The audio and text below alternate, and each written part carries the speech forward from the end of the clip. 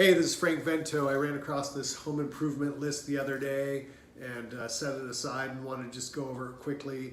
You can see it has a list of about 12 items on it, that cover sheet on that you clicked on.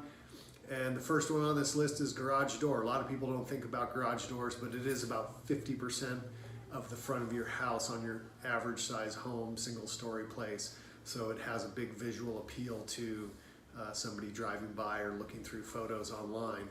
Clutter's a no-brainer. You know, most of us don't like clutter in our own house, let alone one we're going to look at to buy. So cleaning it up is always good.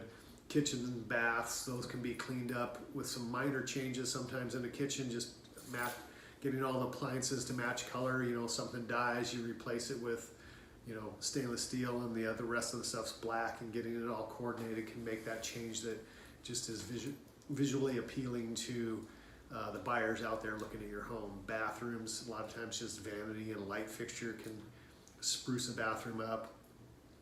Roofs, loft and solar, those middle three, those are things that we usually don't do to improve a home's value prior to putting it on the market, but it just depends on where you live and the condition of those items and how that may impact the sellability of your home.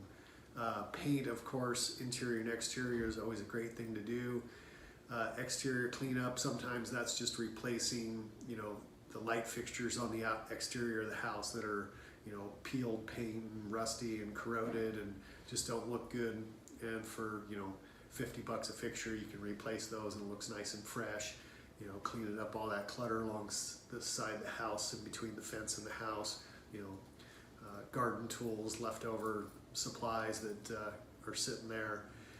And front doors, another, you know, visual appeal for, you know, somebody driving up to your house or looking at pictures. If it's an outdated door or it's, you know, delaminated or getting funky, great to replace that or paint it and clean it up. And then landscaping is always a big plus. You know, we're in the middle of a drought right now, so you may not want to, sorry about that, you may not want to put in new sod, but maybe consider some drought tolerant plants or just going with rock or some other material that doesn't need water to keep it alive. And as we've all probably realized during the past 16 months, that our backyards have become a valued space. So having the front yard and rear yard landscaping tuned up makes a big difference.